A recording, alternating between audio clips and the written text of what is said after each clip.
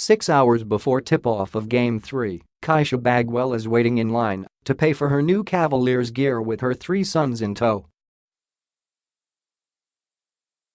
The damage? 3 LeBron James jerseys, one for each of them, $240. I'm not mad at him if he leaves, Bagwell says.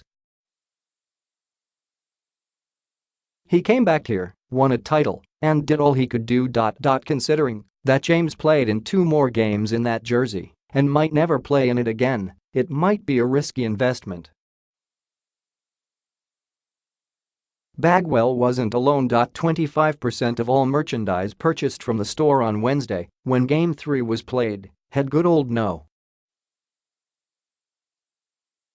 23 on it, according to the Cleveland Cavaliers. James is the most valuable free agent in the history of sports. When he took his talents to Miami and left Cleveland in the summer of 2010, the franchise value, according to Forbes, dropped from $476 million to $355 million in a single year. If James left this time around and a 25% drop happened again, the loss at current Forbes values would be more than $300 million. To understand how important LeBron is to Cleveland, one first has to understand that he helped build the modern-day version of the city, or at least the immediate downtown surrounding Quicken Loans Arena. What downtown Cleveland looks like is very different from what it looked like when LeBron was drafted in 2003.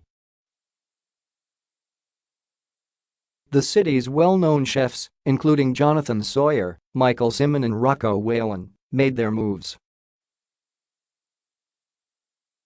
New bar life surrounded their establishments. In the first 7 years LeBron was here, he gave business people the confidence to double down and invest, said Joe Roman, president and CEO of the Greater Cleveland Partnership, the chamber of commerce governed by more than 70 CEOs in Northeast Ohio that sit on its board.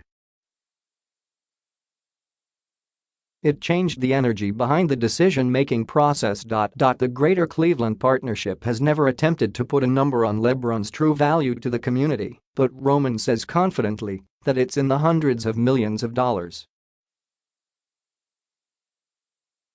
Without LeBron, Roman said, the projections for business on a $465 million convention center that was dreamed up before he left for Miami and opened in 2013 might not have been robust. Companies have all of a sudden said, Cleveland is a cool place to be. I've never been there before, Roman said. An executive for Experian, a conference management company, told Crain's Cleveland Business in March that Cleveland, which hosted the 2016 Republican National Convention, has been a top 30 booking venue for its conferences over the past 2 years, after having never been in the top 50 before. While James has been valuable, what makes him more valuable to Cleveland is there's so much more to go, meaning that having LeBron is just as important as it was before. In May, Forbes considered the nation's populous cities in terms of job growth. Cleveland finished dead last. The state also had the third largest increase of drug overdose deaths in 2017, 39%, according to the CDC. Daniel Shug, a professor of economics at Harvard and Case Western University, recently co-authored a paper that looked into whether LeBron's economic impact would be similar in any other city compared to Cleveland. Shug looked at the businesses within a 1-mile radius of the arena in Cleveland and the one in Miami when LeBron played there. Shug found that LeBron's presence and the effect he had on attendance increased the business of eating and drinking establishments by 13% and employment by 24% in Cleveland. But in Miami, Shug couldn't fairly attribute any new business or jobs to LeBron.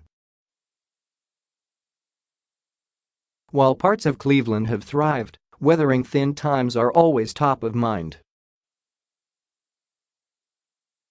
When LeBron is in Cleveland, the downtown is bustling. When he's not, there's risk of it turning into old Cleveland. "We bankroll 15% of what we make in the months from March to December to cover all the losses we have from January and February," said celebrity chef Sawyer, whose Greenhouse Tavern is on a 4th Street, that James' presence contributed to revitalizing. "You don't do that, you don't know about the typical dip in business here, you can easily go out of business. If we lose LeBron again, I think it will be more of a short-term impact," Roman said. "It wouldn't be like falling off a cliff because the foundation is so strong underneath." What makes James' free agency so difficult for Cavaliers owner Dan Gilbert is that he has so much on the line but can only offer so much to convince him to stay. Aside from the team value that could plummet, so too could his other investments in Cleveland, most notably his investment in Jack Casino near the arena.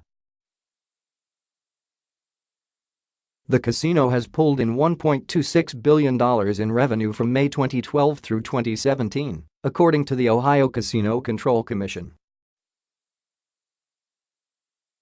Gilbert has protected himself in some fashion. The most valuable seats in Quicken Loans Arena were sold on a 3-year minimum for 2019 through 2022, and there's no discount if LeBron isn't there. Gilbert also used LeBron coming back to help finance a $140 million renovation, regardless of whether James is playing in town. Meanwhile, Mark Klang of Amazing Tickets, one of the biggest ticket brokers in Cleveland, says he isn't concerned. He hasn't taken out any insurance for his business and says he isn't worried about a future decline. "Where is LeBron going to go?" Klang said. "He wants to see his kids. He wants them to play at his high school. He's done being a ring chaser. It's different this time. He's coming back."